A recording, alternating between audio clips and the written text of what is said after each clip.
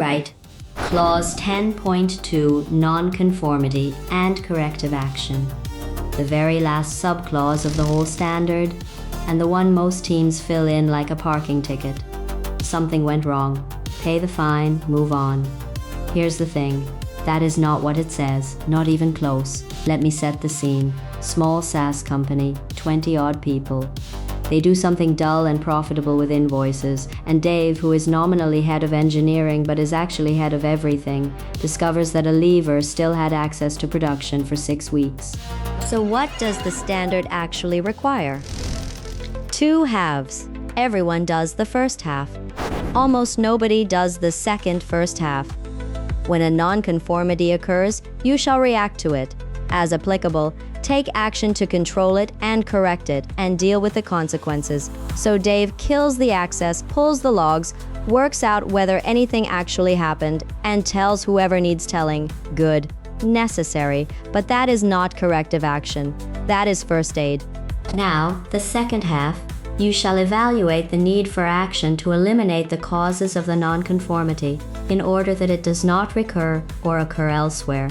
Hold that word, because it is doing an enormous amount of work, and we'll come back to it. And the standard tells you how.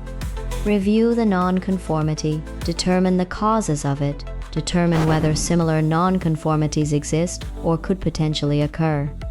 Implement any action needed. Review the effectiveness of the corrective action taken. Make changes to your information security management system, your ISMS if necessary, and retain documented information as evidence of the nature of the nonconformities, the actions taken, and the results.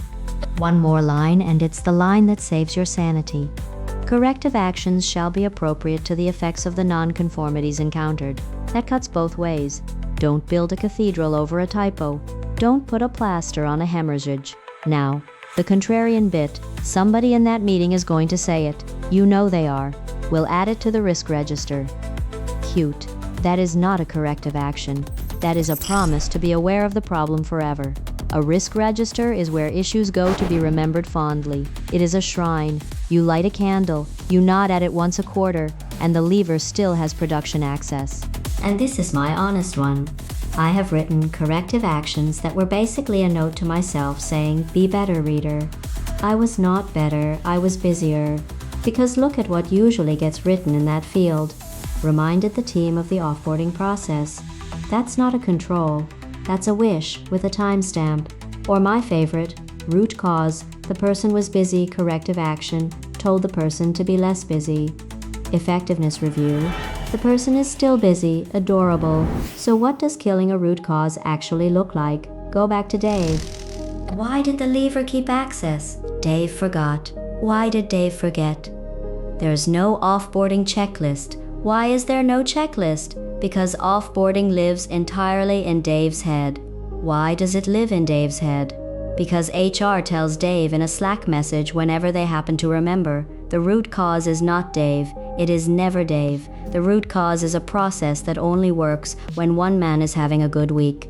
So the corrective action isn't a reminder. It's a triggered checklist that fires from the HR system. An owner who isn't the same person as the lever's manager and a quarterly access review that would have caught it anyway. Now you've changed the ISMS. That's the clause, that's the whole point of the clause, and now that word, elsewhere, if offboarding failed for the code repository, go and check the cloud console, the password manager, the customer relationship management system, the billing tool, the shared inbox nobody admits owning. Nonconformity is rarely lonely, it travels in a group, and it books a table. Then the bit everyone skips, review the effectiveness of the corrective action taken, not did we do the thing, did the thing work? Which means you cannot close a corrective action on the day you write it. I know you do. I know it feels tidy. But an action closed the moment it's written has proven precisely nothing except that you can type, come back in 90 days, offboard someone, watch what happens. That's your evidence. And that's your documented information, by the way. Yes, the auditor will ask for it, but that record is the only reason you will know in 18 months whether any of this actually held. Your memory will not know.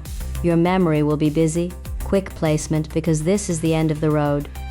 10.1 is continual improvement, the quiet ambient one. 9.2, internal audit.